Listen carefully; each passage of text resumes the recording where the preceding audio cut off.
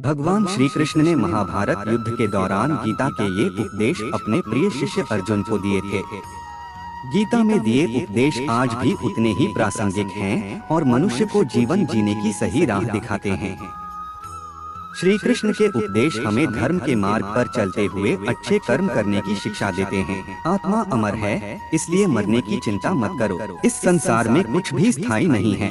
नरक के 3 द्वार हैं, काम, क्रोध और लोभ। धर्म केवल कर्म से होता है, कर्म के बिना धर्म की कोई परिभाषा ही नहीं है। अक्षय दास्यामि मोदिव्य इत्यज्ञान विमोहिता है। यह शत्रु मैंने मार डाला, औरों को भी मारूंगा। मैं ईश्वर हूँ, मैं ऐश्वर्य भोगने वाला हूँ, मैं सिद्ध हूँ, मैं बलवान हूँ, मैं सुखी हूँ, बड़े कुटुंब वाला हूँ, मेरे समान दूसरा कौन है। इस प्रकार का अभिमान अहमन्यता राक्षसों जैसी है। मैं हूँ यही तो बंधन और अज्ञान है। इंद्रिय भोग यदि मीठी छुरी है तो अभिमान लतरपाता कुठार है। एक मदिरा है तो दूसरा धतूरा। एक को पीकर मोह निद्रा आती है तो दूसरे को लेकर पिशाच बन जाता है। दोनों एक दूसरे से भयंकर है। काम एवं क्रोध एवं काम और क्रोध दो ही तो महापापी हैं। इन्हें ही तो बैरी समझना है। श्री कृष्ण कहते हैं, सर्व ज्ञानों में जो उत्तम है, जिसको जानकर मुनि जनों ये संसार से मुक्त होकर जो सिद्ध प्राप्त किया है, वो ज्ञान मैं तुम्हें फिर बताऊंगा। अहंकार करने पर इंसान की प्रतिष्ठा, वंश, वैभव तीनों ही समाप्त हो जाते हैं। मैं सभी प्राणियों के हृदय में स्थित आत्मा हूँ। जो मन से जिंदा है वो ही इंसान जीवित होता है। मन से हारा हुआ न खुद का भला कर सकता है और न औरों को मदद कर सकता है। हे पार्थ, मनुष्य कितना भी गोरा क्यों ना हो, परंतु उसकी परछाई सदैव काली होती है। मैं श्रेष्ठ हूँ यह आत्मविश्वास है, लेकिन सिर्फ मैं ही श्रेष्ठ हूँ यह अहंकार है। प्रेम सदैव माफी मांगना पसंद करता है और अहंकार सदैव माफी सुनना पसंद करता है। जो रास्ता ईश्वर ने आपके लिए खोला है उसे कभी भी कोई बंद नहीं कर सकता। जब संसार में धर्म की हानि होगी और अधर्म की विजय, तब मैं इस पृथ्वी पर अवतार लूंगा। हमारी आस्था की परीक्षा तब होती है जब हम जो चाहे वो न मिले और फिर भी हमारे दिल से प्रभु के लिए शुक्रिया ही निकले। जो बात सच पर आधारित हो उसे करने या कहने और मानने से कभी नहीं डरना चाहिए। इच्छा पूरी नहीं होती तो क्रोध बढ़ता है और इच्छा पूरी होती है तो लोभ बढ़ता है। इसलिए जीवन की हर स्थिति में धैर्य बनाए रखना। मनुष्य के लिए कुछ भी असंभव नहीं है, लेकिन दुख की बात तो ये है कि उसे स्वयं पर ही विश्वास नहीं होता कि उसके भीतर इतनी शक्तियाँ विद्यमान हैं। यदि मनुष्य अपनी मन की गहराइयों में जाए तो वह अपनी शक्तियों को पहचानकर और उनका इस्तेमाल करके असंभव कार्य को भी संभव कर सकता है। गीता का तात्पर्य इसी काम क्रोध से वैराग्य धारण करने का है। अहंकार और वासनाओं के ग्राहों से बचे बिना भव सागर कैसे पार किया जा सकता है। जब तक इन दोनों से मोह न मोड़ा जाए तब तक लौकिक और पारलौकिक कोई भी उन्नति नहीं हो सकेगी। कामी विषय लोधप और अभिमानी किसी महान कार्य का साधन करने में समर्थ नहीं हो सकते हैं। उन्हें अपनी भीतर जलन बुझाने से ही फुर्सत नहीं, फिर दूसरी तरफ कौन देखे। किसी महान अनुष्ठान का सरंजाम कौन जुटावे। मन का संयम करने के लिए इसी वैराग्य की आवश्यकता है, जिससे कुविचारों का पहिया रुक जाए और चित्त शांत होकर एक स्थान पर ठहर न जाए। इसके बिना वैराग्य के मनोनिग्रह के अन्य साधन ऐसे हैं, जैसे मोटर को तेज चाल से चलाते हुए उसे रोकने के लिए रास्ते में केकड़ पत्थर डालना। उन उथले प्रई से मोटर टूट सकती है पर रुक नहीं सकती। पानी की तेज धारा उसका मूल स्रोत रोकने से ही बंद हो सकती है, रास्ते में मिट्टी की मेड़ लगाने से नहीं। जब हम अपने हृदय के कपाटों को दूसरों की भलाई करने के लिए खोल देते हैं तो हम स्वयं भले बन जाते हैं और हमारे भले आदमी होने का श्री गणेश प्रारंभ हो जाता है। हमारी उन्नति होती जाती है और हम उस महाशक्ति को पहचानने लगते हैं।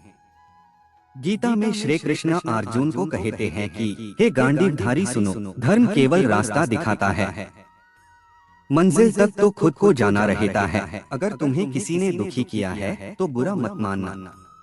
लोग उसी पेड़ पर पत्थर मारते हैं जिस पेड़ पर ज्यादा मीठे फल होते हैं। स्वार्थ से रिश्ते बनाने की कितनी भी कोशिश करें वो कभी नहीं बनते हैं। और प्रेम से बने रिश्तों को कितना भी तोड़ने की कोशिश करें, वो कभी नहीं टूटते। अगर व्यक्ति शिक्षा से पहले संस्कार, व्यापार से पहले व्यवहार और भगवान से पहले माता पिता को पहचान ले तो जिंदगी में कभी कोई कठिनाई नहीं आएगी। जिस मनुष्य ने जवानी में बहुत पाप किए हैं, उसे बुढ़ापे में नींद नहीं आती। मनुष्य को अपने मन को बार बार समझाना चाहिए कि ईश्वर के सिवा उसका कोई नहीं है। परिवर्तन इस संसार का नियम है। कल जो किसी और का था, आज वो तुम्हारा है एवं कल वो किसी और का होगा। विषयों का चिंतन करने से विषयों की आसक्ति होती है, आसक्ति से इच्छा उत्पन्न होती है और इच्छा से क्रोध होता है, क्रोध से सम्मोहन और अविवेक उत्पन्न होता है। मेरे लिए न कोई घृणित है और न ही कोई प्रिय, न कोई निर्धन है और न ही कोई धनी, बस जो भक्ति भाव के साथ मुझे याद करते हैं मैं उनका हूँ और वो मेरे। अगर तुम अपना कल्याण करना चाहते हो तो सभी तरह के उपदेशों, सभी धर्मों को छोड़कर मेरी शरण में आ जाओ, मैं तुम्हें मुक्ति प्रदान करूँगा। इंद्रियों के अधीन होने से मनुष्य के जीवन में विकार और परेशानियाँ आती है। यदि तुम ईश्वर की वाणी सुनना चाहते हो तो अवश्य सुनोगे। तुम्हारे मार्ग के रोड़े तुम्हारा कुछ न बिगाड़ सकेंगे, चाहे वे कितने ही भयंकर क्यों न हो। अपनी जीविका के लिए किसी प्राणी को दुख न पहुंचाओ, उसको भी दुनिया में जीने का अधिकार है। वह भी उसी प्रभु का प्यारा है जिसको तुम प्यार करते हो या जिसके द्वारा प्यार करवाना चाहते हो। हृदय में सुंदर भाव भरने से सुंदर हो जाओगे और कुरूप भावों से कुरूप हो जाओगे। तात्पर्य यह है कि जैसे सोचोगे वैसे बन जाओगे। सबको उच्च भाव से देखो, न जाने किस में कैसी आत्मा है। शायद वह तुम्हारी परीक्षा कर रही हो, तुम्हें अपनी परीक्षा में अनुत्तीर्ण न होना चाहिए। स्मरण शक्ति का विकास मनुष्य जीवन के विकास के लिए अत्यंत ही आवश्यक है। इस बात को सभी लोग स्वीकार करते हैं। गृही, विरक्त, बहुधंधी, बैरागी, सबको पिछली बातें याद रखने की जरूरत पड़ती है। बहुत पढ़ने सुनने और अनुभव करने पर भी मूर्खता बनी रहती है। इसका कारण स्मरण शक्ति की कमी है। हम सैकड़ों सद्बंध पढ़ते हैं, उनको पढ़ने और सुनने के काल में अपने ऊपर ज्ञान का पूरा असर होता है। उन क्षणों में साधारण लोगों की स्थिति भी महापुरुषों के समान होती है। जिस विषय की पुस्तक पढ़ रहे हैं, उस विषय की काफी जानकारी उस समय हो जाती है, पर यह पढ़ना सुनना बंद करते ही सारा ज्ञान चला जाता है। सुख दुख का आना जाना सर्दी गर्मी के आने जाने के जैसा ही है, इसलिए इन्हें सहन करना सीखना ही उचित है। निर्बलता अवश्य ईश्वर देता है, परंतु मर्यादा मनुष्य का मन खुद निर्माण करता है। जीवन में वाणी को संयम में रखना अनिवार्य है, क्योंकि वाणी से दिए हुए घाव कभी भरे नहीं जा सकते। मनुष्य उसके लिए शोक करता है जो शोक करने के योग्य नहीं है, और फिर भी ज्ञान की बातें करते हो। बुद्धिमान व्यक्ति ना जीवित और ना ही मृत व्यक्ति के लिए शोक करते हैं। मैं हमेशा तुम्हारे साथ और तुम्हारे आसपास रहता हूँ, चाहे तुम कुछ भी कर रहे हो। जो हुआ अच्छा हुआ, जो होगा अच्छा होगा। स्वयं को मुझ पर छोड़ दो, अपने कर्म पर ध्यान दो। कर्म ऐसा जो स्वार्थ रहित पाप रहित हो। जीवन में समय चाहे जैसा भी हो, परिवार के साथ रहो। सुख हो तो बढ़ जाता है और दुख हो तो बढ़ जाता है। मोहग्रस्त होकर अपने कर्तव्य पथ से हट जाना मूर्खता है, क्योंकि इससे ना तो तुम्हें स्वर्ग की प्राप्ति होगी और ना ही तुम्हारी कीर्ति बढ़ेगी। प्रत्येक मनुष्य को स्मरण शक्ति तेज रखनी चाहिए। बार बार ये मत सोचो कि मुझे कुछ याद नहीं रहेगा। अगर ये मन दृढ़ हो गया, समझो आप वायसव ही बनकर रहोगे। बस ये सोचते रहे कि मुझे वो सारी बातें याद है। 10-5 दिन बाद तो कुछ भी याद नहीं रहता, सिर्फ इतना ख्याल रहा आता है कि अमुक विषय की अमुक पुस्तक हमने पढ़ी थी। कोई एकाध बात अधिक आकर्षक हुई तो वह याद रह गई, अन्यथा सब गायब। कुछ बरस बाद केवल इतना याद रहता है कि यह किताब हमने कभी पढ़ी थी, और भी अधिक समय बीतने पर इस बात को भी भूल जाते हैं। इस प्रकार असंख्य पुस्तकों में पढ़ा हुआ और अनेक महापुरुषों के मुख से सुना हुआ ज्ञान हमारी फटी जेब में से यूं ही कहीं गिर पड़ता है और धूली में मिलकर खो जाता है। यदि हम 10-5 पुस्तकों के सत ज्ञान को धारण किए रहें, एकाध महापुरुष के विचार भी याद बने रहें, तो पूरे ज्ञानी और अनुभवी बने रह सकते हैं। किन्हीं उत्तम अवसरों पर हम जैसे प्रभावित हुए थे, वैसी ही स्थिति का चित्र स्मरण रखे रहें तो जीवन को एक ही निश्चित पथ की ओर ले जा सकते हैं। यदि हमारी स्मरण शक्ति तीव्र हो तो बात की बात में पुराने अनुभवों को याद कर सकते हैं, पिछली विद्या का स्मरण करके अद्वितीय बने रह सकते हैं। यहाँ यह न सोचना चाहिए कि ईश्वर ने याद भूल जाने का दुर्गुण देकर हमारे साथ अन्याय किया है। नहीं, उसने हमारे मस्तिष्क यंत्र और उसके भीतर की शक्तियों का निर्माण बड़ी बुद्धिमता पूर्वक किया है। यदि हमें पिछले दिनों की सारी बातें ज्यों की त्यों याद बनी रहें, तो मस्तिष्क इतना भर जाए कि उसमें आगे की चीजें देखने और सुनने की शक्ति ही न रहे। आगे बताया जा चुका है कि पिछली बातें मस्तिष्क के परमाणुओं में भीतर भैंस दी जाती हैं और उनकी ऊपर की पीठ दूसरी बातों के लिए खाली होती जाती है। जिस प्रकार पानी की एक लहर आगे चलती जाती है और पीछे का स्थान दूसरी लहरों के लिए छोड़ती जाती है, उसी प्रकार पूर्व ज्ञान की स्मृति भी सूक्ष्म परमाणुओं में भीतर धंसती जाती है। मस्तिष्क एक प्रकार की कबाड़िए की दुकान है, जिसमें तरह तरह की टूटी फूटी नई पुरानी चीजें अव्यवस्थित रीति से भरती चली जाती हैं। उस दुकान में कहीं टूटे पुर्जे पड़े हुए हैं, तो कहीं चक्की चूल्हे, कहीं बटन पड़े हैं, तो कहीं सुइयां, कहीं कुर्सियों के पाए पड़े हुए हैं, तो कहीं हाकी की। इस प्रकार की अव्यवस्थित ढंग से खचाखच भरी हुई दुकान का मालिक भी यदि आलसी है, तो किसी चीज को ढूंढ निकालना सहज न होगा। दुकानदार उसमें से एक पेच ढूंढना चाहे तो उसे दुकान का सारा सामान तितर बितर करना पड़ेगा, तब किसी अनिश्चित स्थान पर कोई पेच पड़ा मिल सकेगा। यही बात स्मरण के संबंध में हमारे मस्तिष्क की होती है कि भारत कर्म का फल व्यक्ति को उसी तरह ढूंढ लेता है, जैसे कोई बछड़ा सैकड़ों गायों के बीच अपनी माँ को ढूंढ लेता है। इस संसार में कुछ भी स्थायी नहीं है। मैं सभी जीवों में विद्यमान हूँ, मैं चींटी में भी विद्यमान हूँ और हाथी में भी विद्यमान हूँ। मेरे भी कई जन्म हो चुके हैं, तुम्हारे भी कई जन्म हो चुके हैं। ना तो मेरा अंतिम जन्म है और ना यह तुम्हारा अंतिम जन्म है। व्यक्ति कर्म करने से कभी छुटकारा नहीं पा सकता है, इसलिए तुम्हें हमेशा कर्म करते रहना चाहिए, क्योंकि कर्म के बिना तुम्हारे शरीर का निर्वाह भी नहीं हो सकता है। परिवर्तन ही संसार में स्थायी है, इसलिए परिवर्तन से भयभीत नहीं होना चाहिए। जो लोग दूसरों की सहायता करते हैं, ईश्वर उनकी सहायता करते हैं। जब यह संसार ही स्थायी नहीं है, तो इस संसार की कोई वस्तु कैसे स्थायी हो सकती है। आत्मा शरीर को वैसे ही छोड़ देती है, जैसे मनुष्य पुराने कपड़ों को उतारकर नए कपड़े धारण कर लेता है। मन शरीर का हिस्सा है। सुख दुख का एहसास करना आत्मा का नहीं, शरीर का काम है। मान अपमान, लाभ हानि, गम और खुशी सब मन का खेल है। जो लोग स्थूल बुद्धि से यूं ही लापरवाही के साथ चाहे जिस ज्ञान को चाहे जहां पटक देते हैं, उनका संग्रह कूड़े की तरह होता है, जिसे दूसरे ही क्षण खोज निकालना कठिन है। इसके विपरीत जो लोग व्यवस्था पूर्वक किसी चीज का स्थान नियत करके उसी स्थान पर सब वस्तुओं को रखते हैं, उनकी चीजें निगाह के सामने रहती हैं और यदि ओझल भी हो जाएं, तो ढूंढने में देर नहीं लगती। उन बातों की याद जल्दी उठ आती है जो यह समझकर मस्तिष्क में रखी जाती हैं कि इसकी फिर जरूरत पड़ेगी और तब तुरंत याद आनी चाहिए। इसके विपरीत जिस चीज में कोई विशेष रुचि नहीं होती या ऐसा भाव नहीं होता कि इसका स्मरण रखना आवश्यक है, वह सब चीजें याद नहीं रहती। आप एक बगीचे में घूमने जाते हैं, सैकड़ों तरह के पौधों, बच्चों, बेलें, फूल, फल देखते हैं। बगीची छोड़ते ही कोई आपस पूछे कि बताइए कौन कौन से पेड़ आपने देखे, आप यही कहेंगे भाई याद नहीं। फिर कोई प्रश्न करे, अच्छा पेड़ तो बहुत से थे, शायद इसलिए न याद रहे हों। फूल तो थोड़े ही पौधों पर होंगे, बताइए किन किन फूलों को आपने देखा। आपको पूरी तरह यह भी याद न होगा। एक दो चीजों की यदि याद रही भी होगी तो उनकी जिनमें कुछ विशेष आकर्षण होगा। सीधी साधी चीजों में से तो शायद ही कोई याद होगी।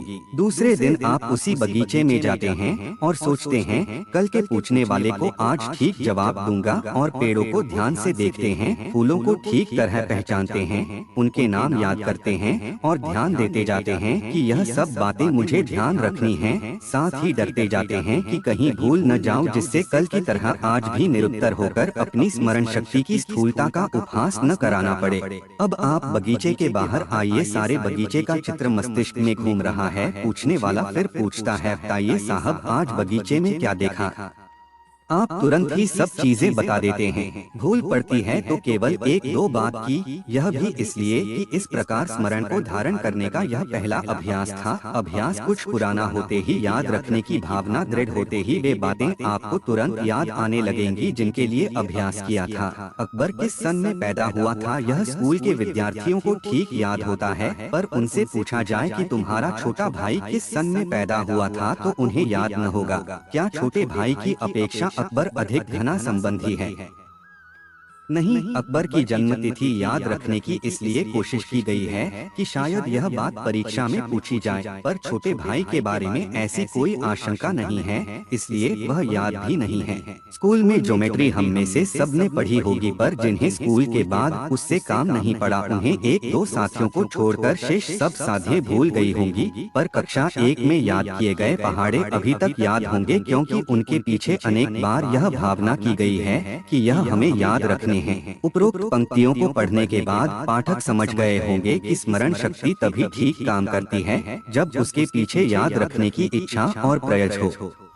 जिन लोगों में यह शक्ति स्वभावतः अधिक हो उन्हें ईश्वर की इस कृपा के लिए धन्यवाद देना चाहिए, और जिनमें कम है उन्हें बढ़ाने का प्रयत्न करना चाहिए। एक कुंती पुत्र, इस संसार में कुछ भी स्थायी नहीं है। संतुष्ट मन इस विश्व का सबसे बड़ा धन है। कर्म किए जाओ, फल की चिंता मत करो। भगवान प्रत्येक वस्तु में, प्रत्येक जीव में मौजूद हैं। आत्मा अमर है, इसलिए मरने की चिंता मत करो। आत्मा का अंतिम लक्ष्य परमात्मा में मिल जाना होता है, इंसान नहीं। उसका मन किसी का दोस्त या दुश्मन होता है। बड़पन वह गुण है जो पद से नहीं, संस्कारों से प्राप्त होता है।